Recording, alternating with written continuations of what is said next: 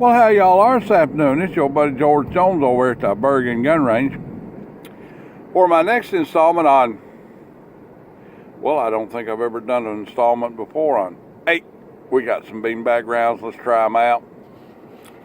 The original beanbag round was about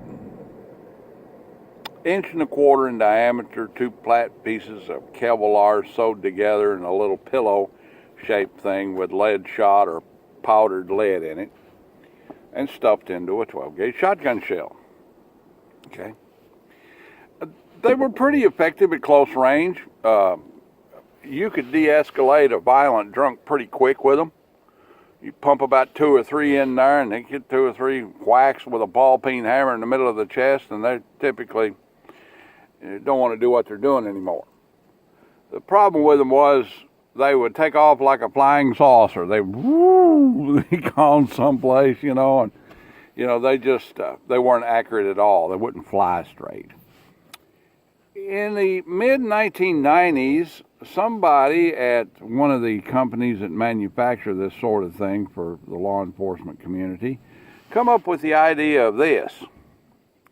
The sock round, it's called. It basically looks like the index finger out of a jersey glove cut off, and with about 7/8 ounce of lead shot in it. Okay, and it's loaded into a shotgun shell like this one. As a matter of fact, this is a sock round.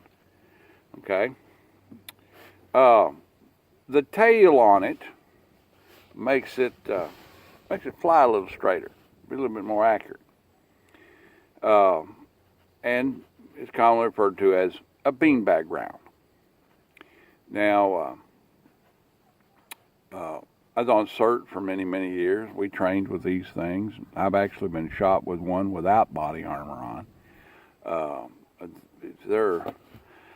You don't want it the second time. I'll just tell you the truth.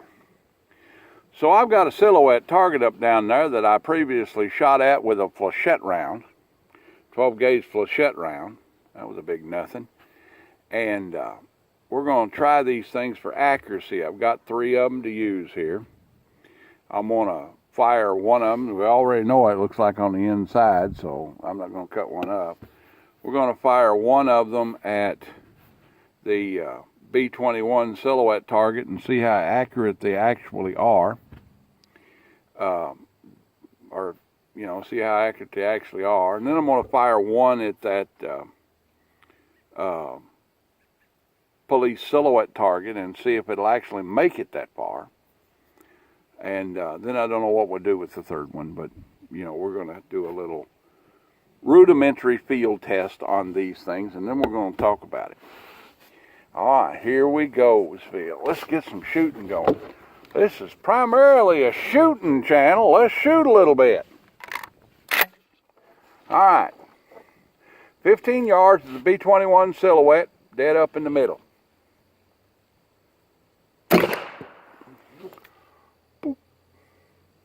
Okay.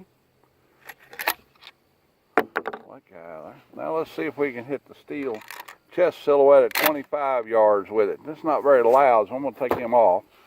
See if I can hear it hit down there. It hit it. It hit that chest silhouette.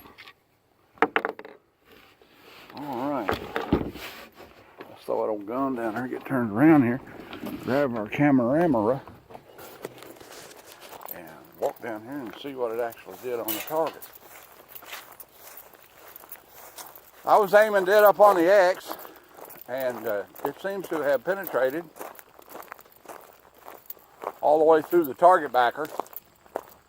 Yeah, that's the 9 down there just off the 10 ring at 8 o'clock. Let's see if we can find it laying around down here. Might not. Might find it with a lawnmower one of these days. All right, quit looking for it. All right, I know I hit that steel silhouette with it. And there it lays. Right there. Yeah. And It didn't hit it with enough force to burst the bag, but it did make it down there and hit that silhouette. So, effective? Yeah, it seems to be. It seems to be an effective. It came through, looks like it came through right here. This material is pretty badly chewed up, so you can't really say that it has any penetrating power. I may shoot it one more time and see if it'll go through that. You know, let's just do that. We got one left. See what kind of penetrating power it has.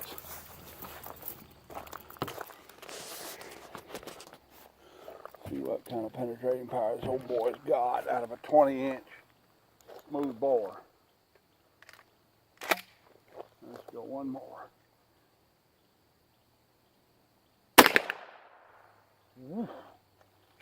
Wasn't very loud. Probably doesn't have very much propellant in it because it's not very loud.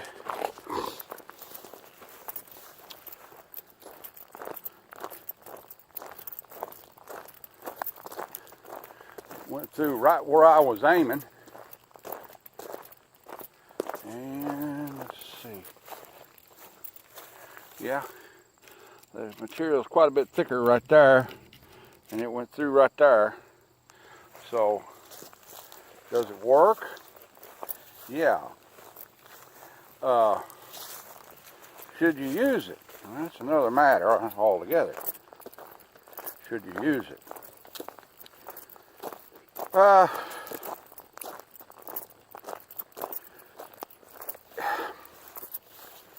Here's the thing. Less than lethal force under Commonwealth law is not really set up for civilians. Okay? The statutes regarding less than lethal munitions, less than lethal force, is all pretty much set up for law enforcement. So, I can't find anything in the statutes about using less than lethal force and what the legality of it is using less than lethal force. My best estimate would be that the courts would only want you to use deadly physical force if you used a firearm. And anytime you point a firearm at anyone and fire it, even with blank ammunition in it, it would be considered deadly physical force based on the belief of the person on the other end. Okay? If you point a toy gun at someone that's had the end of it painted black, you know, that's pretty much considered to be deadly physical force or right up to the edge of it. If you fire a round of blank ammunition in the general direction of a person that is on the receiving end of it and they believe it to be live ammunition, the law would see that as deadly physical force. If you fired a beanbag at a potential assailant who was an intruder, that's deadly physical force.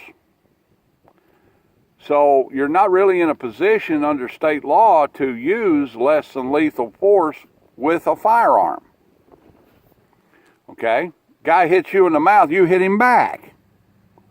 Okay? You're good there. Okay? You use less than lethal force. Firearm wasn't involved in it. So, if you're using these things in a defensive manner, you have to be careful. Okay? Fella come to me, a couple of years ago, I reload shotgun shells. Fella come to me and says, here's a bag of rock salt. I want you to load me up some rock salt rounds. You know, he was a local melon grower. You know, and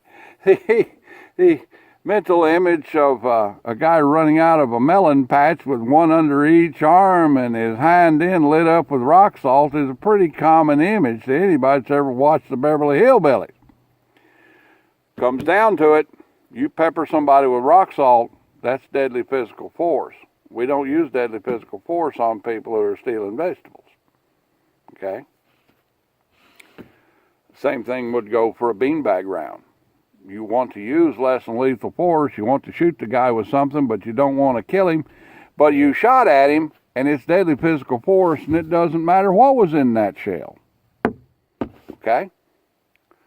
So you have to be real careful. Now, if you were in a situation where deadly physical force would lawfully be authorized, home invader, carjacking, guy tried to break into your home using force to do so, and you plugged his ass with a beanbag round, where you would normally be lawfully authorized to shoot him with a pistol or shoot him with a shotgun with buckshot in it, and you shot him with a beanbag instead, and it didn't kill him and it ran him off, you might be okay there.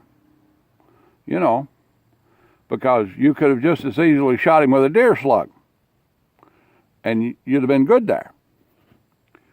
So, in terms of using less than lethal munitions in a self-defense situation, I'd use caution. I would. I'd use caution. Because anytime you line a gun up at somebody and fire at them, regardless of your intentions, it's deadly physical force. If your intention was to, if you fire a warning shot and the person perceives it as being fired at him, it's deadly physical force.